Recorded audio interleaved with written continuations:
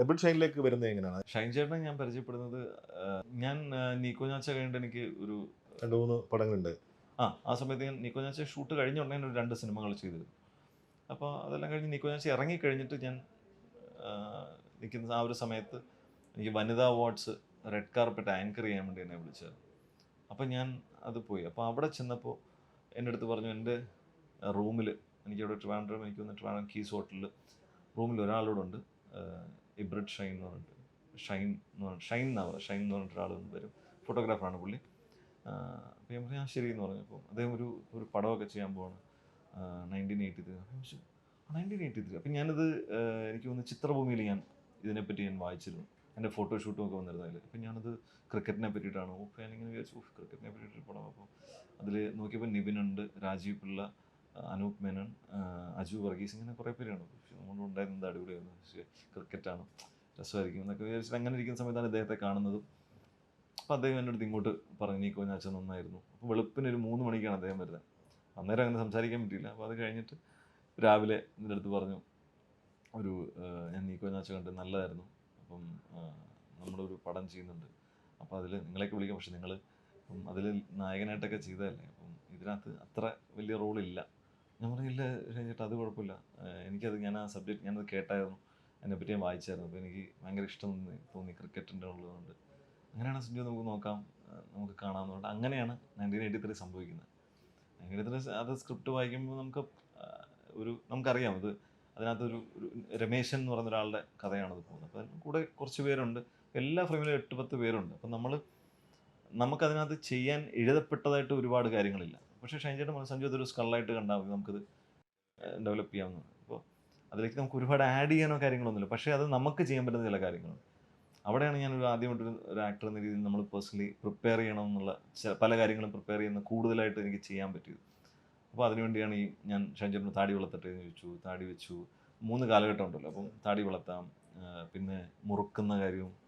മുറുക്കുന്നതൊക്കെ പിന്നെ സഞ്ജുവിൻ്റെ അതെ സജഷൻ. അതെ അതെ. അപ്പം ഞാൻ മുറുക്കുന്നുണ്ട്, കുഴപ്പമുണ്ടോ? പറഞ്ഞില്ല, കുഴപ്പമില്ല, മുറുക്കാന്ന് പറഞ്ഞു. അപ്പം അങ്ങനെ പിന്നെ കയ്യിലെ ചരട്, കാവിമുണ്ട്, അപ്പോൾ ഈ മേക്കപ്പ് ചെയ്യുന്ന സമയത്ത് ചെവിയിൽ രോമം വേണമെന്ന് പറഞ്ഞു. അപ്പോൾ ചെവിയിൽ രോമം, അപ്പോൾ അതൊക്കെ നമ്മൾ കണ്ടിട്ടുള്ളൂ. അപ്പം ഞാൻ പല ആൾക്കാരെ കണ്ടിട്ടുണ്ട്. ഞാൻ ഏറ്റവും തേഞ്ഞ ചെരുപ്പ് എനിക്ക് വേണമെന്ന് കോസ്റ്റ്യൂമിനോട് ഞാൻ ഏറ്റവും തേഞ്ഞ ചെരുപ്പ് എനിക്ക് വേണം, ഏറ്റവും ഫെയ്ഡായ കാവിമുണ്ടുകൾ. അപ്പോൾ അങ്ങനെ എനിക്കൊന്ന് കോസ്റ്റ്യൂം സമീറ സനീഷായിരുന്നു. സമീറ എനിക്ക് അതിനനുസരിച്ച് അത് ചെയ്യുകയും ചെയ്തു. അപ്പം അതൊക്കെ ഇതെല്ലാം നമ്മളെ കോൺട്രിബ്യൂട്ട് ചെയ്യും അപ്പോൾ നമ്മളത് ചെയ്യുമ്പോൾ എൻ്റെ നാട്ടിലുള്ള പല ചേട്ടന്മാരും, എൻ്റെ ചേട്ടൻ നന്നായി മുറുക്കുമായിരുന്നു. അപ്പം ചേട്ടനെ കണ്ടിട്ടാണ് ഞാൻ മുറുക്കുന്ന. അപ്പോൾ ഞാൻ ചെറുപ്പത്തിലൊക്കെ പുള്ളിയെടുത്ത് വാങ്ങിച്ച് മുറുക്കും, പുകയിലില്ലാതെ എനിക്ക് തരും. അപ്പം ഞാനത് വെച്ച് മുറുക്കുകയും അപ്പം ചുണ്ട് ചുവന്നോ നോക്കുകയും, അപ്പം ആ സംഭവങ്ങളൊക്കെ അപ്പോൾ ഞാൻ പറഞ്ഞത് നമ്മൾ പണ്ട് കണ്ടതും നമ്മുടെ ലൈഫിൽ എക്സ്പീരിയൻസ്, നമ്മൾ പല ആൾക്കാരെ കാണുന്നതും അതിൽ നിന്നാണ് നമ്മൾ ഇതിലേക്കൊക്കെ എത്തുന്നത്. Strawberry, mango, mixed fruit, pineapple എന്നീ രുചികളിൽ ഹാപ്പി ജാംസ്. ദൈവം പിന്നെ സഹമുറിയനായിട്ട് അല്ലേ എബിൾ ഷൈൻ്റെ വേഷത്തിൽ വരികയാണ്. എനിക്കിപ്പോഴും ഒരു 3 മണിയൊക്കെ അപ്പം ഷൈൻ ചേട്ടൻ ഒരു മുണ്ടൊക്കെ എടുത്ത്, ഒരു ഡെനിം ഷർട്ടൊക്കെ ഇട്ടിട്ട്, കൂടെ അസിസ്റ്റന്റ് ഡയറക്ടർ ബിനു ഉണ്ട്, ഭയങ്കര സിമ്പിളായിട്ട്. അപ്പം ഞാനപ്പം ബെഡിൽ ഇങ്ങനെ ഒഴിഞ്ഞ് കിടന്നപ്പോൾ വേണ്ട സഞ്ജു, വേണ്ട ഒന്നും കുഴപ്പമില്ല, എക്സ്ട്രാ ബെഡുണ്ടല്ലോ, ഞാൻ പറഞ്ഞു വേണ്ട ഇവിടെ കിടന്ന് ചേട്ടാ, ഞാൻ ഇല്ല കുഴപ്പമില്ല സഞ്ജു, ഓക്കെയാണെന്ന് പറഞ്ഞിട്ട് പുള്ളി എപ്പോഴാണ് എഴുന്നിട്ട് പോയെന്ന് ഞാൻ കണ്ടല്ലോ. അപ്പോൾ ഇങ്ങനെ ബ്രേക്ക്ഫാസ്റ്റ് കഴിക്കുന്ന സമയത്താണ് പിന്നെ നമ്മൾ കാണുന്നത്. എനിക്ക് നേരത്തെ പിന്നെ അശ്വതിയെക്കുറിച്ച് പറഞ്ഞു. അശ്വതി പിന്നെ കൊൽക്കട്ടയിൽ വെച്ചാണ് പരിചയപ്പെടുന്നത്. അങ്ങനെയാണ് അശ്വതിയെ സ്വന്തമാക്കുന്നത്. അശ്വതിയെ അന്ന് പരിചയമായിരുന്നു എന്ന് പറഞ്ഞു, നല്ല സുഹൃത്തുക്കളായിരുന്നു പറഞ്ഞു. അച്ഛനെ അറിയാം, അച്ഛൻ തന്നെയാണ് നമ്മളെ ഓഡീഷനിലേക്ക് വരുന്നത്. അപ്പം പ്രണയമായിരിക്കണം. അതെ, ആ സമയത്ത് നമ്മൾ വളരെ നല്ല സുഹൃത്തുക്കളായിരുന്നു. ഒരുമിച്ചാണ് പഠിച്ചത്? അല്ലല്ല, നമ്മൾ വേറെ. അശ്വതിയും മറ്റേ കോഴിക്കോട്, എവിടെ സ്ഥലം? തിരൂരാണ്, മലപ്പുറം. പക്ഷെ ഒരു കൽക്കട്ടയിൽ തന്നെയാണ് പഠിച്ചതല്ല. അപ്പോൾ ആ സമയത്ത് നമ്മൾ ഇങ്ങനെ കോമൺ ഫ്രണ്ട്സ് ത്രൂ അങ്ങനെ നമ്മൾ പരിപാടിക്കൊക്കെ, ഈവൻ അവിടുത്തെ ഒരു മലയാളീസം അസോസിയേഷൻ്റെ ഒക്കെ പ്രോഗ്രാമിനൊക്കെ അങ്ങനെ വെച്ച് കണ്ടിട്ടൊക്കെയുള്ള പരിചയമുണ്ട്, അങ്ങനെ സൗഹൃദമുണ്ട്. അപ്പോൾ എനിക്ക് ചെറിയ ഇഷ്ടം ഉണ്ടായിരുന്നു, പക്ഷെ അത് എനിക്ക് പറയണമെന്നുണ്ടായിരുന്നു. അപ്പം ഞാൻ പറയാൻ പോകുമ്പോഴത്തേക്ക് എൻ്റെ വേറൊരു കൂട്ടുകാരൻ പറഞ്ഞു ഇഷ്ടമെന്ന്. അപ്പോൾ പിന്നെ ഇവരുടെ വഴിയിലതുണ്ട്, ഭയങ്കര ആദർശവാനായിട്ട് ഞാൻ ആണോ ഓക്കെ എന്നാൽ നീ പറയൂ ഞാൻ മാറിപ്പോയി. പക്ഷെ അവൻ പറയുന്നത് വർക്കൗട്ടായില്ല. പക്ഷെ പിന്നെ എനിക്ക് ഉടനെ പറയാൻ പറ്റില്ല, അല്ലെങ്കിൽ നീ തോക്കാൻ ഞാൻ വെയിറ്റ് ചെയ്യായിരുന്നു എന്ന് പറയുന്ന പോലെ. അപ്പം ഞാൻ പിന്നെ അത് അങ്ങനെ വിട്ടു. അതെങ്ങനെ പോയി പിന്നീട് എനിക്കൊന്നൊരു അതിനുശേഷം ഒരു 5 വർഷത്തിന് ശേഷമാണ് ഞാൻ പറയുന്നത്. അപ്പോൾ അങ്ങനെയാണ് പിന്നീടത് വളരെ പെട്ടെന്ന് പിന്നെ കല്യാണത്തിലേക്കൊക്കെ എത്തി ഇറങ്ങാൻ സംഭവിച്ചു. അതല്ലേ അല്ലെ, ഇതിന് 5 വർഷം എടുത്തു അന്ന് പറയാനല്ലേ? അതെ. പക്ഷെ അന്ന് പറഞ്ഞിരുന്നെങ്കിൽ, അന്ന് ആദ്യം പറഞ്ഞിരുന്നെങ്കിൽ നേരത്തെ കല്യാണം തന്നെ. നേരത്തെ കല്യാണം നടക്കരുത്. ഞാൻ പഠിച്ചുകൊണ്ടിരിക്കുന്നു.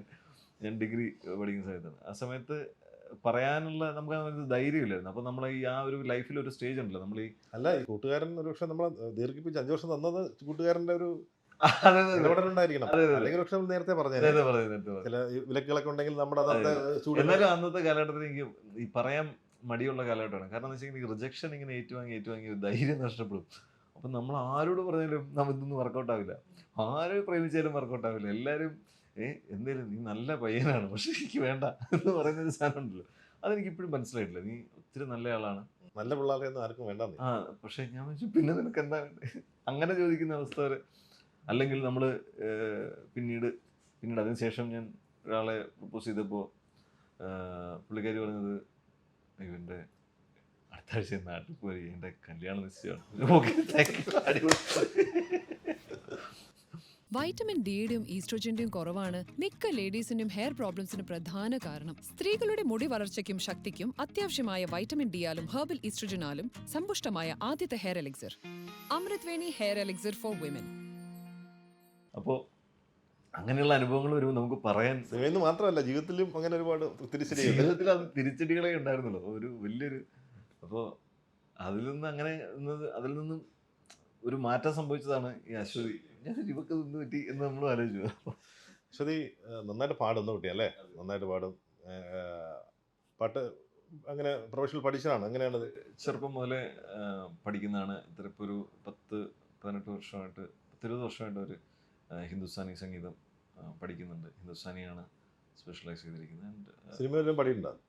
സിനിമയിൽ പാടിയിട്ടുണ്ട്. സിനിമയിൽ പത്മിനി എന്ന് പറഞ്ഞ സിനിമയിൽ പാടിയിട്ടുണ്ട്. പിന്നെ ഇപ്പോൾ JSK എന്ന് പറഞ്ഞിട്ട് സിനിമ പാടിയിട്ടുണ്ട്, സുരേഷ് ഏട്ടൻ്റെ. പിന്നെ വേറെ ചിരം എന്ന് പറഞ്ഞിട്ട് സിനിമയിൽ പാടി. പിന്നെ പക്ഷെ അശ്വതി ആദ്യമായിട്ട് പാടുന്നത്, ഞാൻ അശ്വതി പാട്ടുകാരിയായിട്ട് അതുവഴി സിനിമയിൽ കയറാമെന്നാണ് ഞാൻ വിചാരിച്ചത്.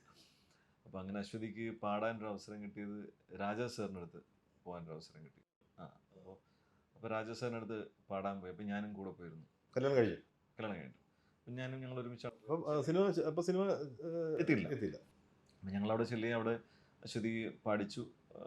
അപ്പം പാടിച്ചു കഴിഞ്ഞിട്ട് ശരി പറയാമെന്ന് പറഞ്ഞിട്ട് തിരിച്ചു വന്നു കഴിഞ്ഞ് രാജാസാറിനെ കണ്ടു. രാജസാറിനെ അടുത്താണ് പാടിയത്. അപ്പോൾ പാടിയിട്ട് തിരിച്ചു വന്നു. അപ്പം പിന്നീട് ഒരു മാസം കഴിയുമ്പോൾ വിളിച്ചു, റെക്കോർഡിങ്ങിന് വേണ്ടി വിളിച്ചു. അന്ന് അശ്വതിയും സിത്താരയും കൂടിയാണ് ആ പാട്ട് പാടിയത്. അത് എനിക്ക് സ്നേഹവീട് എന്ന് പറയുന്ന സിനിമയ്ക്ക് വേണ്ടിയിട്ട് പാടിയ പാട്ടാണ്. പക്ഷെ അത് പിന്നീടത് ഇവർ രണ്ടുപേരോട് പാടി, അത് ഭയങ്കര സന്തോഷമായിരുന്നു. പക്ഷെ അത് പിന്നീട് എനിക്ക് തോന്നുന്നു അത് ട്രാക്കായിട്ട് ഉപയോഗിക്കപ്പെടേണ്ടി വന്നു. ബിക്കോസ് ആ സമയത്ത് ചിത്ര ചേച്ചി പാടുന്നില്ല എന്ന് പറഞ്ഞൊരു സമയമുണ്ടായിരുന്നു. ചിത്ര ചേച്ചി തിരിച്ച് പാടി തുടങ്ങുന്നു. എനിക്ക് തോന്നുന്നു MP ശ്രീകുമാറിന് വേണ്ടിയിട്ടാണ് ഒരു പാട്ട് പുള്ളിക്കാരി പാടിയത്, വീണ്ടും തിരിച്ചു വരുന്നത്. അപ്പോൾ ആ സമയത്ത് ഈ പാട്ട് രാജസാറിന് അങ്ങോട്ട് ഇതായി പോവുകയും ആണ്. അപ്പോൾ അങ്ങനെ അത് സംഭവിച്ചില്ല. പക്ഷെ എന്നാലും ഞാൻ അശ്വതിയോട് ഇപ്പോഴും പറയും, നീ രാജാ സാറിൻ്റെ അടുത്ത് പോയിട്ട് അദ്ദേഹം സെലക്ട് ചെയ്തിട്ട് ഒരു പാട്ട് പാടി എന്നുള്ള സംഭവമുണ്ട്. അത് വലിയ കാര്യമാണ്. ഇപ്പം സിനിമയിലൊക്കെ പാടി തുടങ്ങി ഈ പറഞ്ഞ പോലെ. കല്യാണം കഴിഞ്ഞ പിന്നെ കുട്ടികളായപ്പം പുള്ളിക്കാരി ഒന്ന് ബാക്ക് സീറ്റ് എടുത്തു. അപ്പോൾ അവർ പലപ്പോഴും കരിയറൊക്കെ സാക്രിഫൈസ് ചെയ്യുന്ന ആൾക്കാരാണ്. അപ്പോൾ ഞാൻ നേരെ തിരിച്ചുമാണ്. ഞാൻ പേഴ്സണലി വിശ്വസിക്കുന്നത് അതാണ് കേട്ടോ. ചേട്ടാ, നമ്മൾ ഒന്നിനു വേണ്ടിയിട്ടും നമ്മളുടെ ആഗ്രഹങ്ങൾ സാക്രിഫൈസ് ചെയ്താൽ നമ്മളായിട്ട് ജീവിക്കാൻ പറ്റില്ല. നമ്മൾ എത്രത്തോളം സാക്രിഫൈസ് ചെയ്യുന്നു, നാളെ നമുക്ക് ചിലപ്പോൾ ഞാൻ എൻ്റെ വൈഫിനോടും പറയും, നീ ഇപ്പോൾ മകന് വേണ്ടിയിട്ട് അവന് വേണ്ടിയിട്ട് എന്നൊക്കെ പറയും. നാളെ ഇത്ര കാലം കഴിയുമ്പോൾ നമ്മൾ ഒരിക്കലും പറയരുത് നിനക്ക് വേണ്ടിയിട്ട് ഞാൻ എൻ്റെ ലൈഫ് കളഞ്ഞു എന്ന് പറയരുത്. അങ്ങനെയാണെങ്കിൽ നമ്മൾ ചെയ്തതിൻ്റെ പർപ്പസ് നഷ്ടപ്പെടും. അപ്പോൾ അത് പറയാൻ ഞാൻ ഒരിക്കലും ഇടപെടുത്തില്ല. അതുകൊണ്ട് തന്നെ എനിക്കിഷ്ടമുള്ള കാര്യങ്ങളെല്ലാം ഞാൻ ചെയ്യുകയും അവനിഷ്ടമുള്ള എൻ്റെ മക്കൾ അവനിഷ്ടമുള്ള കാര്യങ്ങളെല്ലാം അവർ ചെയ്യുകയും ചെയ്യണം. അതിന് ഞാൻ സപ്പോർട്ട് ചെയ്യും. അതിനുവേണ്ടി ഞാൻ സാക്രിഫൈസ് ചെയ്യുമ്പോൾ അതൊരു നല്ല ഒരു ആശയമാണെന്ന് എനിക്ക് തോന്നുന്നില്ല. കാരണം രണ്ടുപേരും നഷ്ടം വരുത്തുകയാണ്. സഞ്ജു സംഗീതപ്രേമിയാണോ? പിന്നെ പാട്ടൊക്കെ പാടുന്ന അശ്വതി? അത് ചേട്ടാ, ഒരു മിത്താണത്. ഈ നന്നായി പാടുന്ന ഭാര്യ ഉണ്ടെങ്കിൽ എന്നും പാട്ട് കേൾക്കാൻ പറ്റത്തില്ല. ഒരിക്കലും ഇല്ല ചേട്ടാ. അതിലും നല്ലത് നമ്മൾ പൈസ കൊടുത്ത് കാസറ്റ് ഒരു വാങ്ങി. കാസറ്റ് അല്ലെങ്കിൽ മറ്റേ സ്പോട്ടിഫൈയിലോ ഏതിലെങ്കിലും ഒരു കേൾക്കാന്നുള്ളതാണ്. എടുക്കുന്നത്. അതിന് നിസ്സാര പൈസയേ ഉള്ളൂ. ഇത്രയ്ക്ക് കല്യാണം കഴിക്കുന്ന ചെലവില്ല. അല്ലാതെ ഇവര് പാടിത്തരുമൊന്നുമില്ല. ഞാൻ എന്തെങ്കിലും ഒരു പരിപാടി വരുമ്പോഴാണ്, അല്ലെങ്കിൽ അവള് പ്രാക്ടീസ് ചെയ്യുമ്പോഴാണ് ഞാൻ ഈ പാട്ട് കേൾക്കാൻ. അല്ലാതെ ഞാൻ നമ്മളൊന്ന് പറഞ്ഞാൽ പോലും നടക്കും, നടപടിയാവില്ല. ആദ്യത്തെ കുട്ടി ജനിക്കുന്ന മോനാണ് അല്ലേ? ആദ്യത്തെ ബാവ ജനിക്കുമ്പോൾ എവിടെയായിരുന്നു? ഞാൻ ഷൂട്ട് ഷൂട്ടിലാണ്. ഞാൻ അന്ന് ഇത് കഴിഞ്ഞിട്ട് നിക്കോഞ്ഞാച്ച കഴിഞ്ഞിട്ട് എനിക്കൊരു സിനിമ വന്നു, ഒമേഗ എന്ന പടത്തിൻ്റെ പേര്. അപ്പോൾ ഞാൻ അതിൻ്റെ ഷൂട്ടിലായിരുന്നു. ആ സമയത്തായിരുന്നു എവിടെയായിരുന്നു അത് ഷൂട്ട്? ട്രിവാൻഡ്രത്തായിരുന്നു ഷൂട്ടിൽ. അപ്പോൾ എനിക്ക് ഒന്ന് അവൻ എന്താണെന്ന് വെച്ചിട്ടുണ്ടെങ്കിൽ ഈ ഡെലിവറി ഡേറ്റിനനുസരിച്ച് എൻ്റെ ഷൂട്ട് കഴിയേണ്ടതാണ്. പക്ഷേ ഇയാളൊരു 10-25 ദിവസം മുമ്പ് വന്നു. ബിഫോർ അപ്പോൾ അത് സംഭവിച്ചതെന്ന് പറഞ്ഞാൽ എൻ്റെ ബർത്ത്ഡേയുടെ ദിവസമാണ് ജനിച്ചത്. അവൻ ജനിച്ചത്. അപ്പം അതൊരു എനിക്കൊന്ന് September 31 ആയിരുന്നു അവൻ്റെ ഡേറ്റ്. പക്ഷേ അയാൾ September 5 തന്നെ പുള്ളി വന്നു, അപ്പോൾ എൻ്റെ ബർത്ത്ഡേക്ക്. അപ്പോൾ എനിക്ക് ഷോക്കായിരുന്നു. അപ്പോൾ ഞാൻ ഞെട്ടിപ്പോയി അന്ന് ആ ദിവസം. പക്ഷേ ഷൂട്ടിൽ എനിക്ക് പോകാനും പറ്റുന്നില്ല. അവർ കൽക്കട്ടയിലായിരുന്നു നേരം. എനിക്ക് പോകാനും ഷൂട്ട് അപ്പോഴാണ് നമ്മൾ ഇത് ഷൂട്ടിൽ വന്നെങ്കിൽ നമുക്ക് വേറെ ഒന്നും നടക്കില്ല.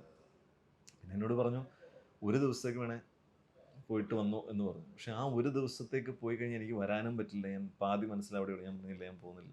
കഴിഞ്ഞിട്ട് പിന്നെ ഷൂട്ട് കഴിഞ്ഞിട്ടാണോ, ഒരു 20 ദിവസം കഴിഞ്ഞിട്ടാണ് ഞാൻ കാണുന്നത്, മോനെ കാണുന്നത്. പക്ഷേ അന്നൊന്നും നമുക്ക് പിന്നെ ഇത്രയും മെച്ചൂർഡും അല്ല, നമ്മൾ ഇത്രയും മെച്യൂരിറ്റി ഒന്നും ഇല്ല. നമ്മൾ ആ സമയത്ത് നമ്മൾ അത്രയ്ക്ക് ഇതല്ലല്ലോ. പക്ഷേ അങ്ങനെ എൻ്റെ സെയിം ഡേയിൽ അവൻ വന്നു എന്നുള്ളൊരു വലിയ ഭയങ്കര സന്തോഷവും. രണ്ടാമത്തെ ഒരു പിന്നെ സഞ്ജുവിന്റെ ജന്മമായിരിക്കണം. ഞാൻ ചിലപ്പോൾ ഞാൻ ആക്ച്വലി ഞാൻ അങ്ങനെ ആണ് അവനെ കാണുന്നത്. കാരണം സഞ്ജു എന്തൊക്കെ ആഗ്രഹിച്ചു ആ രീതിയിലൊക്കെ സംഭവിക്കാൻ വേണ്ടിയിട്ട് ഉണ്ടായ സംഭവമായിരിക്കും. നമുക്ക് നിമിത്തങ്ങളെന്ന് നമ്മൾ പറയുന്നത് തന്നെയൊക്കെ. ചേട്ടനോട് മുമ്പ് പറഞ്ഞിട്ടില്ല. ഇല്ല. പക്ഷെ ഞാൻ ആൾക്കാരോട് പറയാറുണ്ട്. അതായത് ഞാൻ അവനെ ഞാനായിട്ട് തന്നെ കാണാം. അപ്പം എൻ്റെ ജീവിതത്തിൽ എൻ്റെ യങ് ഏജിൽ ഇപ്പം ഞാൻ ഒരു 8 വയസ്സ് മുതൽ ഞാൻ ഹോസ്റ്റലിലാണ്. അപ്പം ഞാൻ ഒറ്റയ്ക്കാണ്. അപ്പം ഞാൻ ഇവനെ എപ്പോഴും കാണുന്നത് ഞാൻ എന്നെ കാണുന്ന പോലെയാണ്. എന്നെ ആ സമയത്ത് ഞാൻ കാണുന്ന പോലെ. അപ്പോൾ എൻ്റെ എല്ലാ ആ സമയത്തെ സ്ട്രഗിളും ബുദ്ധിമുട്ടും വിഷമങ്ങളും ഒക്കെ എനിക്ക് നല്ല ഓർമ്മയുണ്ട്. അപ്പം ഞാൻ അവനെ കാണുമ്പോൾ ഞാൻ എന്നെ തന്നെ ഓർമ്മ. അപ്പോൾ എനിക്ക് അങ്ങനെ അതൊരു കഥയ്ക്ക് പറ്റിയ പ്ലോട്ടാ അത്. 2 തരത്തിലാണ് ഞാൻ ആ ബന്ധത്തെ കാണുന്നത്. അപ്പോൾ എനിക്ക് ഭയങ്കര ക്ലോസ് ആണ് ഞാൻ അവനായിട്ട്. വൈഫ് എപ്പോഴും പറയും ഇയാൾക്ക് അവനെ മതിയല്ലോ എന്ന് പറയുന്ന ഇതുണ്ട്. അപ്പം ഇളയാൾ വന്നപ്പോഴും എൻ്റെ വൈഫാണെങ്കിൽ പറയുന്നത് ഇയാൾക്ക് മൂത്താളെ മതി എന്നും. പക്ഷെ അതല്ല, അത് ഞാൻ പറയുന്നത് അത് വേറൊരു കൈൻഡ് ഓഫ് ബോണ്ടാണ്. അപ്പോൾ എനിക്ക് ഭയങ്കര കണക്റ്റാണ് അവനായിട്ട്. അപ്പം എന്താണെന്ന് എനിക്കറിയില്ല, എനിക്ക് ഭയങ്കരമായിട്ട് ഞാൻ എൻജോയ് ചെയ്യുന്നൊരു സംഭവം അവൻ്റെ ഒപ്പം ഇരിക്കുന്ന, അല്ലെങ്കിൽ അവൻ്റെ മുഖത്ത് നോക്കുന്നത് പോലും എനിക്ക് ഭയങ്കര. എന്താണ് അയാളുടെ പേര്? പൃഥ്വി എന്നാണ് പേര്. പൃഥ്വി ദേവ് എന്നാണ് പേര്. അപ്പം അത്രയ്ക്ക് എനിക്ക് അടുപ്പമുണ്ട് അവനായിട്ട്. അത് ഇതുകൊണ്ടായിരിക്കാം ഇങ്ങനെ എനിക്കെപ്പോഴും അത് കറക്റ്റ് കോയിൻസിഡൻ്റലായിട്ട് അത് കറക്റ്റായിട്ട് അങ്ങനെ സംഭവിച്ചു. അപ്പോൾ ഞാൻ എപ്പോഴും ഞാനിങ്ങനെ പറയുക അവനോട് പറയുന്നത് വെച്ച് ഞാൻ ഇങ്ങനെയാണ്, അത് അങ്ങനത്തെ ബുദ്ധിമുട്ടുകളൊന്നും നിനക്ക് ഉണ്ടാകുമ്പോൾ അങ്ങനെയൊന്നും ഞാൻ ഓവർ കെയറിങ്ങോ അങ്ങനെയൊന്നുമില്ല. അവൻ്റെ ലൈഫിൽ ഫേസ് ചെയ്യേണ്ട പ്രോബ്ലംസ് എല്ലാം അവൻ ഫേസ് ചെയ്യണം എന്നുള്ള തരത്തിലൊക്കെ തന്നെയാണ് പോകുന്നത്. നമ്മൾ ബാക്കിൽ നിൽക്കുക എന്നുള്ളതാണ്. അവരുടെ ലൈഫിൻ്റെ കൂടെ നമ്മൾ ബാക്കിൽ നിൽക്കുക, അവരുടെ പ്രശ്നങ്ങൾ അവർ ഫേസ് ചെയ്തു പോകും. പിന്നെ ഞാൻ ഒരു മാനിപ്പുലേഷൻ നടത്തിയിട്ടുള്ളതെന്ന് വെച്ച് കഴിഞ്ഞാൽ അവനെ ഞാൻ ക്രിക്കറ്റിലേക്ക് കൂടുതൽ, കാരണം അതെൻ്റെ ആഗ്രഹമായതുകൊണ്ട് ഞാൻ അതിലേക്ക് അവനെ അവന് ക്രിക്കറ്റ് ഭയങ്കര ഇഷ്ടമാണ്. ക്രിക്കറ്റ് കളിക്കാൻ ഞാൻ വിടുന്നുണ്ട്. അതുപോലെ തന്നെ സിനിമ അവനെ ഞാൻ ചെയ്തത്, അവനെ ഒരു ചെറുപ്പത്തിൽ ഞാൻ ചെയ്ത് അവനെ കൂടുതൽ മോഹൻലാൽ സിനിമകൾ കാണിക്കുക എന്നുള്ളതാണ് ഞാൻ ചെയ്തത്. കാരണം അവൻ മോഹൻലാൽ ഫാനാവണം. അപ്പോൾ അവനത് ഭയങ്കര സിനിമ നന്നായി കാണുകയും അവൻ അതേപോലെ തന്നെ മമ്മൂക്കയുടെ പെർഫോമൻസ് ഭയങ്കര ഇഷ്ടം. അപ്പോൾ റോഷാക്ക് കാണുന്ന സമയത്ത് അവൻ അതങ്ങനെയാണ് ഇങ്ങനെയാണെന്നൊക്കെ പറഞ്ഞിട്ട് ഭയങ്കര കഥകളൊക്കെ അതിനെപ്പറ്റിയൊക്കെ പറയുകയും ചെയ്യും. അപ്പോൾ അതെനിക്ക് ഭയങ്കര ഇഷ്ടം. രണ്ടാമത്തെ അമ്മനാണ്. അത് ഞാൻ ഉണ്ടായിരുന്നു. അത് ഞാൻ ഭാഗ്യത്തിന് ആ സമയത്തുണ്ടായിരുന്നു. ഞാൻ എൻ്റെ ഷൂട്ട് ആ സമയത്ത് ഞാൻ ഷൂട്ടിലായിരുന്നു. ഞാൻ ഇവിടെ പാലക്കാട് ഷൂട്ടിലായിരുന്നു. അപ്പോൾ ഷൂട്ട് കഴിഞ്ഞ് അതും കുറച്ച് ദിവസം, ഒരു 7 ദിവസം മുമ്പാണ് അദ്ദേഹം ഉണ്ടാകുന്നത്. അപ്പോൾ ഞാൻ ഷൂട്ട് ഭാഗ്യത്തിന് നേരത്തെ കഴിഞ്ഞു. ഞാൻ വീട്ടിലെത്തിയെന്ന കോവിഡിൻ്റെ സമയമാണ്. ഞാൻ എത്തി നെക്സ്റ്റ് ഡേ ആണ് ഒരു ബ്ലീഡിങ് ഉണ്ടായിട്ട് പെട്ടെന്ന് പോകണം. അപ്പോൾ ഭാഗ്യത്തിന് ഞാൻ ആ സമയത്തുണ്ടായിരുന്നു. അതുകൊണ്ട് ഒരുപാട് ഞാൻ രക്ഷപ്പെട്ടു കേട്ടോ. കാരണം ഈ ഡെലിവറി സമയത്ത് നമ്മൾ കൂടെ ഇല്ലെങ്കിൽ നമ്മൾ ജീവിതകാലം മുഴുവൻ നമ്മൾ വേദന, അവർ അന്നത്തെ ദിവസം വേദന അനുഭവിക്കും, നമ്മൾ ജീവിതകാലം മുഴുവൻ ഇവരുടെ വായിരിക്കുന്നത് കേൾക്കേണ്ടി വരും.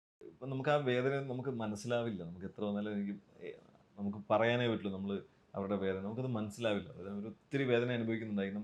എനിക്കൊന്ന് ആദ്യത്തേനൊന്നും എനിക്കത് മനസ്സിലായിട്ടേ ഇല്ല. അപ്പോൾ എൻ്റെ വൈഫ് ഇപ്പോഴും പറയും ഞാൻ എത്ര വേദന അനുഭവിച്ചു, അത് എത്ര നാൾ എന്നോട് ചോദിച്ചിട്ട് പോലും ഇല്ല. എനിക്കറിയില്ല. രണ്ടാമത്തെ ആളുടെ പേര് പാർത്ഥിവ്. പൃഥ്വി പൃഥ്വിദേവ് ആൻഡ് പാർത്ഥിവ് ദേവ്. പാർത്ഥിവ് ദേവ് ഇല്ല, പാർത്ഥിവ് മാത്രമേ ഉള്ളൂ. പേര് തന്നെ മാച്ചിങ് ആണ്. ഭൂമിയിൽ നിന്നുണ്ടായെന്ന്, ഭൂമിയുടെ ദേവൻ എന്നൊക്കെയാണ് അതിന്റെ അർത്ഥം വരെ അല്ലേ? എനിക്ക് ഭൂമി എന്നുള്ള അർത്ഥത്തിൽ വരണമെന്നായിരുന്നു എനിക്ക് ആഗ്രഹം. അപ്പോൾ ഞാൻ രണ്ടാമത്തെ ആള് മോളാണെന്ന് ഉള്ള ഇതിൽ നിൽക്കുകയായിരുന്നു. മോളായിരിക്കും. അപ്പോൾ ഞാനൊരു ഭൂമി എന്നുള്ളൊരു പേരായിരുന്നു ഞാൻ, ആ ഒരു പേര് മാത്രമേ ഡിസൈഡ് ചെയ്തിട്ടുണ്ടായിരുന്നു. മോക്കുള്ള എന്താ പേരെന്തായിരുന്നു? ഭൂമി. ഭൂമി എന്നായിരുന്നു. ശരി. അത് മകനായതുകൊണ്ട് പാർത്ഥിവ്. ഇനി ഒരു ഭൂമിക്ക് വേണ്ടി ശ്രമമുണ്ടോ? സമ്മതിക്കില്ല, പെർമിഷൻ ഇല്ല. വേണ്ടെന്ന് പറഞ്ഞു. പെർമിഷൻ ഇല്ല. തൽക്കാലം ഇവിടെ തന്നെ അല്ലേ? അപ്പോൾ ഞാനിപ്പോൾ ARMന്റെ സക്സസ് സെലിബ്രേഷൻ വെച്ച് ഹരീഷിനൊക്കെ ഉണ്ട്. അപ്പോൾ ഹരീഷ് വളരെ നല്ല ഹരീഷ് ഉത്തമൻ, ഹരീഷ് നല്ല സുഹൃത്താണ്. ഹരീഷിൻ്റെ വൈഫും എൻ്റെ വളരെ അടുത്ത സുഹൃത്താണ്. ഞങ്ങൾ ഒരുമിച്ച് നീക്കോ ഞാച്ചിൽ ഒരുമിച്ച് അഭിനയിച്ചിട്ടുണ്ട്. ചിന്നു കുരുവിള. ചിന്നു പിന്നീട് അസിസ്റ്റൻറ്റ് ഡയറക്ടറും സിനിമറ്റോഗ്രഫി എല്ലാം ചെയ്തിട്ടുണ്ട്. അപ്പം അഭിനയിച്ചിട്ടുണ്ട്. അപ്പം അങ്ങനെ നമ്മളെ പരിചയമുണ്ട്. അപ്പം ഇപ്പോൾ രണ്ടാമത് കുഞ്ഞുണ്ടായി. അപ്പോൾ ഞാൻ ഹരീഷിനോട് ചോദിച്ചാൽ എന്താ പേരിട്ടെന്ന് വെച്ചാൽ ഭൂമി എന്നാണ് പേരിട്ടത്. അപ്പോൾ ഞാൻ പറഞ്ഞു, അയ്യോ ഞാനിടാൻ വെച്ചിരുന്ന പേരാണ്. എനിക്ക് ഒത്തിരി ഭയങ്കര സന്തോഷം തോന്നി. നായക തുല്യമായ വേഷം ചെയ്യുന്നത് ഹലോ നമസ്തേ അല്ലേ? അത് നമ്മുടെ നേരത്തെ പറഞ്ഞ വിനയും അതെ, ഭാവന, മിയ, നിങ്ങൾ നാലുപേരുടെയും ഒരുപക്ഷെ അന്ന് ആ സിനിമ വിജയിച്ചിരുന്നെങ്കിൽ ഒരു സഞ്ജയുടെ കരിയർ ഒരു മാറുമായിരുന്നു. ആ സിനിമ എനിക്ക് ഇന്നലെയും ഒരാൾ പറഞ്ഞു, ആ സിനിമ നല്ല രസമുള്ള സിനിമ. ആ സിനിമ വിജയിച്ചു എന്ന് തന്നെയാണ് ഞാൻ വിജയിച്ച സിനിമ. കാരണം അത് 19 ദിവസം തിയേറ്ററിൽ ഓടി അന്ന്. എനിക്കിപ്പോഴും ഓർമ്മയുണ്ട്. അത് ഇവിടെ എറണാകുളത്താണെങ്കിലും എറണാകുളത്ത് 50 ദിവസത്തിൽ കൂടുതൽ ഇവിടെ കളിച്ചിട്ടുണ്ട്. അങ്ങനെ പല സെൻറ്റേഴ്സിലും അത് 50 ദിവസത്തിൽ കൂടുതൽ ഓടുകയും അത് അന്ന് അതിൻ്റെ സാറ്റലൈറ്റ് പോവുകയും. അപ്പോൾ അത് സക്സസ്ഫുൾ ഒരു സിനിമയാണ്. പക്ഷേ ഞാൻ പിന്നീട് മനസ്സിലായത് അത് സക്സസ്ഫുൾ ആണെന്ന് പൊതുവെ സിനിമ സെലിബ്രേറ്റ് ചെയ്യപ്പെടണം. അപ്പോഴാണ് പലപ്പോഴും സക്സസ് ആണെന്ന് ആൾക്കാർ പറയുന്നത്. അത് സെലിബ്രേറ്റ് ചെയ്യപ്പെട്ടില്ല എന്നുള്ളതാണ് ആ സിനിമ സെലിബ്രേറ്റ് ചെയ്യുക. അപ്പം അത് നമ്മുടെ ഭാഗ്യക്കേടാണ്. നമ്മളൊരു സിനിമ സക്സസ് ആയാൽ മാത്രം പോരാ, അത് അതിനെപ്പറ്റി കൊട്ടിഘോഷിക്കപ്പെടുകയും വേണം. അപ്പോൾ അവിടെയാണ് നമ്മൾ ചിലപ്പോൾ ഈ PR അല്ലെങ്കിൽ എൻ്റെ പബ്ലിസിറ്റി കാര്യങ്ങളിൽ ഞാൻ മനസ്സിലായി. പക്ഷേ ആഘോഷിക്കപ്പെട്ടത് സിനിമ അല്ലെങ്കിലും 1000 Babies ആണ്. ഈ നമ്മൾ എവിടെയൊക്കെ ആഘോഷം വേണമെന്ന് ആഗ്രഹിച്ചു അതിൽ നിന്നൊക്കെ മാറിയിട്ട് ശരിക്കും ഇപ്പോഴും അത് സെലിബ്രേറ്റ് ചെയ്യപ്പെട്ടുകൊണ്ടിരിക്കുകയാണ്. 1000 Babies അതിൽ 3 വ്യത്യസ്തമായ കഥാപാത്രങ്ങൾ. അപ്പം ഇതുവരെ ചെയ്ത ഏറ്റവും മികച്ച വേഷമെന്ന് ഒരു സംശയമില്ലാതെ പറയാം. അതിൻ്റെ 3 ക്യാരക്ടറൈസേഷൻ ഉണ്ട്. ഗംഭീരമായിട്ടാണ് അത് ചെയ്തിരിക്കുന്നത്. ഇപ്പോഴും അത് നന്നായിട്ട് അതിൻ്റെ പോയിക്കൊണ്ടിരിക്കുകയാണ്. എങ്ങനെയാണ് ശരിക്കും ഈ 1000 Babiesലൊക്കെ ഈ പറയുന്ന ആഘോഷപ്പെട്ട അല്ലെങ്കിൽ നമ്മളെ ആഘോഷിപ്പിച്ച അല്ലെങ്കിൽ നമ്മളെ ജീവിതത്തിൽ അങ്ങനെ എടുത്തുകൊണ്ട് പോയ ഇപ്പോഴും അതിൻ്റെ ഒരു ഹാങ് ഓവർ നിൽക്കുന്ന ഒരു പടത്തിൻ്റെ ഭാഗമാണ്? നജീമിക്ക് എനിക്കൊരു 10-12 വർഷമായിട്ടുള്ള പരിചയമുണ്ട്. ഞാൻ സിനിമയിൽ വന്ന കാലം മുതലേക്ക് എല്ലാവരുമായിട്ട് സൗഹൃദങ്ങളാണ് അല്ലേ? നജീമിക്ക് എനിക്ക് പരിചയമുള്ളത് എൻ്റെ ഡയറക്ടർ ഗിരീഷ് ഏട്ടൻ്റെ സുഹൃത്താണ്. അപ്പം എനിക്ക് തോന്നുന്നു നീക്കോ ഞാച്ചി ഇറങ്ങിയതിന് ശേഷം അതിൻ്റെ ട്രിവാൻഡ്രം പ്രൊമോഷന് വേണ്ടി പോവാണ്. ട്രിവാൻഡ്രത്ത് പ്രൊമോഷന് വേണ്ടി അന്ന് പോകുമ്പോൾ എൻ്റെ കാറിലാണ് പോകുന്നത്. ഞാനും ഗിരീഷ് ഏട്ടനും കൂടെ ഒരുമിച്ചാണ് പോകുന്നത്. അങ്ങനെ പോകുന്ന വഴി ഞങ്ങൾ ആലപ്പുഴ ഇറങ്ങി. ആലപ്പുഴയിൽ അപ്പോൾ എന്നെ പരിചയപ്പെടുത്തി നജീം എൻ്റെ സുഹൃത്താണ് എന്ന് പറഞ്ഞ്. അപ്പം അപൂർവരാഗത്തിൻ്റെയൊക്കെ റൈറ്ററാണ്. അപ്പോൾ അങ്ങനെ ഞങ്ങൾ പരിചയപ്പെടുകയും ഞങ്ങളെ കൊണ്ടുപോയി നജീമിക്ക് അവിടെ ഒരു കടയിൽ പോയി ജാസോ ഏതോ ഹോട്ടലിൽ നിന്ന് ഞങ്ങൾക്ക് ഫുഡുമൊക്കെ വാങ്ങിച്ചു തന്നു, മീനുമൊക്കെ വാങ്ങിച്ചു തന്നു. അങ്ങനെയുള്ളൊരു പരിചയമാണ്. അപ്പോൾ ആ പരിചയം പിന്നീട് ഞാൻ അദ്ദേഹത്തെ കാണുന്നത് 1983 ശേഷം. അപ്പോൾ അദ്ദേഹത്തിൻ്റെ വാപ്പ സുഖമില്ലാതെ ലേക്ക് ഷോറിൽ കിടക്കുമ്പോഴാണ് ദിനേശ് നായർ 1983 അപ്പോൾ ദിനേശ് ചേട്ടനും ഇങ്ങനെ ഞാൻ നജീമിനെ ഒന്ന് കാണാൻ പോവാ, നജീമിൻ്റെ ഫാദറിന് സുഖമില്ല. അപ്പോൾ ഞാനും പറയാം എനിക്കറിയാം. അങ്ങനെ ഞങ്ങൾ ലേക്ക് ഷോറിൽ വെച്ച് പിന്നെ അങ്ങനെ ഒരു സൗഹൃദമുണ്ട്. പിന്നീട് ഞങ്ങൾ എവിടെയെങ്കിലും വെച്ച് കാണും, വല്ലപ്പോഴും എപ്പോഴെങ്കിലും ഒന്ന് വിളിക്കും, എവിടെയെങ്കിലും തിയേറ്ററിലോ അങ്ങനെയൊക്കെയുള്ള ഇതേ ഉള്ളൂ. പക്ഷെ ആ ഒരു അടുപ്പവും സൗഹൃദം എപ്പോഴും ഉണ്ട്. അപ്പോൾ അതിൻ്റെ ഇതിലാണ്. അപ്പോൾ എന്നെ ഇപ്പോൾ കാണുമ്പോൾ എടാ നമുക്കൊരു സാധനം ചെയ്യണം എന്നോട് പറയും. അപ്പം ഞാൻ വിചാരിക്കും നടക്കില്ല, കാരണം നമ്മൾ ഇങ്ങനെ പലതും കേട്ട് നടക്കില്ല. അങ്ങനെ എനിക്ക് കുറേ കാലം കഴിഞ്ഞിട്ടാണ് എനിക്ക് ഈ പുരുഷപ്രയത്തിൻ്റെ ഷൂട്ട് നടക്കുന്ന സമയത്താണ് ഞങ്ങൾ നജീമിക്ക് ഞാൻ കാണുന്നത്. അതും വഴിയിൽ വെച്ച് അങ്ങനെ കാണുകയും അപ്പോൾ അദ്ദേഹം എടാ എന്നെ വിളിക്കാം, ഒരു കാര്യമുണ്ട് ഞാൻ പറയാം എന്നൊക്കെ പറഞ്ഞു. അപ്പോൾ എന്നെ പിന്നീട് വിളിച്ച് വേറൊരു ക്യാരക്ടറാണ് എന്നോട് പറയുന്നത് അതിനകത്ത്. അതായത് ക്യാരക്ടറായിരുന്നു ആദ്യം പറഞ്ഞത്. ആ ക്യാരക്ടറാണ് ഡെയിൻ ചെയ്തത്. സുനീർ എന്ന് പറഞ്ഞിട്ട് ആലപ്പുഴയിലുള്ള ഒരു ക്യാരക്ടർ. അപ്പോൾ ആ ക്യാരക്ടർ എന്നോട് പറഞ്ഞു. അപ്പോൾ എനിക്കത് ഓക്കെ നജീമിക്കാന്ന് പറഞ്ഞിട്ട് ഞാൻ പിന്നീട് അദ്ദേഹത്തോട് ഞാൻ ഇതിൻ്റെ കഥ എന്താന്ന്, പരിപാടി എന്താ നജീമിക്കാന്ന് ചോദിച്ചു. അപ്പോൾ എന്നോട് ഇത് കഥ പറയാം. അപ്പോൾ അതിൽ ഞാൻ ഭയങ്കര എക്സൈറ്റഡ് ആവുന്നത് കണ്ടിട്ട് അന്നേരം ഒരു കാസ്റ്റ് ആയിട്ടില്ല. അപ്പോൾ ഞാൻ പറഞ്ഞു നജീമിക്ക് ഇത് ആരോട് പറഞ്ഞാലും ചെയ്യും, നജീമിക്കത് ടൊബിയോട് പറ അല്ലെങ്കിൽ ഇന്ന ആൾക്കാരോട് പറ, ആര് പറഞ്ഞാലും ചെയ്യില്ലേ എന്നൊക്കെ പറഞ്ഞു. അതേ ആയിട്ടില്ല എന്നൊക്കെ പറഞ്ഞു. അപ്പം ഞാൻ പ്രതീക്ഷിക്കുന്നില്ല, കാരണം ഇവിടെ എപ്പോഴും നമ്മളൊരു കാസ്റ്റ് ചെയ്യപ്പെടണമെങ്കിൽ അയാൾ ഇങ്ങനെ ഒരു നായകനായിട്ട് സിനിമകൾ ചെയ്തുകൊണ്ടിരിക്കുന്നത്, അല്ലാതെ ആരും അങ്ങനെ റിസ്ക് എടുക്കില്ല. അപ്പോൾ അത് അങ്ങനെ പറയും. പിന്നീട് പക്ഷേ കുറച്ച് ദിവസം കഴിഞ്ഞപ്പോൾ എൻ്റെ ചോദിച്ചു, നീ ചെയ്യുന്നു എന്ന് എന്നോട് ചോദിച്ചു. അത് ഞാൻ ആ കഥയോട് കാണിച്ച എൻ്റെ എക്സൈറ്റ്മെൻറ്റിൽ പുള്ളി പറഞ്ഞാണ്. അപ്പോൾ ഞാൻ പറഞ്ഞു, അയ്യോ ഞാനോ എന്നാണ് ഞാൻ ചോദിച്ചത്. കാരണം കാരണം ഞാൻ ഇപ്പം നായകനായിട്ട് സിനിമ ചെയ്യുന്നില്ല. അപ്പോൾ അത് അത്രയ്ക്കും വലിയ കഥാപാത്രമാണ്. അത് ഫുൾ ഓഫ് ചിലപ്പോൾ ഒരു ഇമേജ് വേണം ഒരു. അപ്പോൾ ഇല്ലടാ, എനിക്ക് നീ ചെയ്താൽ മതി, നീ ചെയ്യുന്നതാണ് എനിക്ക് സന്തോഷം എന്ന് പറഞ്ഞു. ഞാൻ പറഞ്ഞു ഷീമുക്ക് ഓക്കെ ആണെങ്കിൽ ഞാൻ ഓക്കെ എന്ന് പറഞ്ഞു. പിന്നീട് അദ്ദേഹം അത് ഹോട്ട്സ്റ്റാറിനെ കൊണ്ട് സമ്മതിപ്പിക്കണമായിരുന്നു, അതിൻ്റെ പ്രൊഡ്യൂസറെ കൊണ്ട് സമ്മതിപ്പിക്കണമായിരുന്നു. അതൊക്കെ വലിയ ഹേർഡിലായിരുന്നു. അവരൊന്നും വില്ലിങ് ആയിരുന്നില്ല, അവർ വലിയ വലിയ പേരുകൾ വേണം എന്നാണ് പറഞ്ഞിരുന്നത്. അപ്പം അതിൻ്റെ അടുത്ത് പിന്നീട് ഹോട്ട്സ്റ്റാറിൻ്റെ ദിലീപ് സാറും പറഞ്ഞിട്ടുണ്ട്, ഞങ്ങളാരും അന്നേരം ഓക്കെ ആയിരുന്നില്ല സഞ്ജു, പക്ഷേ യു പ്രൂവ്ഡ് എ സ്ട്രോങ് എന്ന് പറഞ്ഞു. അത് നമുക്കൊരു വലിയ എനർജിയാണ്. ഈവൻ ഷായ് ചേട്ടൻ പറഞ്ഞു, ഞാൻ നിന്നെ മാറ്റാൻ കുറേ നോക്കി കേട്ടാ എന്ന് പറഞ്ഞു. നമ്മളിതിൻ്റെ പറ്റിയില്ലല്ലേ എന്ന് ചോദിച്ചു. അപ്പോൾ അങ്ങനെ അതൊക്കെ ഞാൻ പറഞ്ഞത്, നമുക്ക് ചിലപ്പോൾ റിഡംഷൻസ് സംഭവിക്കും. നമ്മൾ അതിന് കുറേ സമയം എടുക്കും. ഇപ്പം നമ്മൾ കുറേ നാൾ കഷ്ടപ്പെട്ടതിൻ്റെയൊക്കെ ഫലമായിട്ട് നമുക്കത് കിട്ടുകയും അത് ഇപ്പോഴും അതിനെപ്പറ്റി കേട്ടുകൊണ്ടിരിക്കുന്നത്. ഇപ്പോൾ ഞാൻ എപ്പോഴും നമ്മളിപ്പം ഒരു നടൻ എന്ന രീതിയിൽ നമ്മൾ അയാളെപ്പറ്റി പറയാൻ ആ ഒരു കഥാപാത്രം ഉണ്ടല്ലോ, അത് ഗംഭീരമായിരുന്നു എന്ന് പറയുന്നൊരു കഥാപാത്രമെങ്കിലും ഒരു നടൻ ഉണ്ടായിരിക്കണം. അങ്ങനെ എനിക്കുണ്ടായ ഒരു കഥാപാത്രം ആയിരിക്കാം 1000 Babies. നീന ഗുപ്ത, മറ്റേ റഹ്മാൻ അല്ലേ, അവരുമായിട്ടൊക്കെ എങ്ങനെ ഉണ്ടായിരുന്നു അന്നത്തെ? ഗംഭീരമായിരുന്നു. നമുക്ക് വലിയ എക്സ്പീരിയൻസ് അല്ല. നമ്മളത് ചിലപ്പോൾ അത് ചെയ്യുമ്പോൾ നമ്മൾ ചിലപ്പോൾ തിരിച്ചറിയില്ല അതിനെ പറ്റി. നമ്മൾ പിന്നീട് അത് കഴിയുമ്പോഴാണ് നമ്മളത് ഓർക്കുകയും അവരുമായിട്ടുള്ളൊരു സൗഹൃദം. റഹ്മാനൊക്കെ ഭയങ്കര രസമുള്ള ഹ്യൂമനാണ്.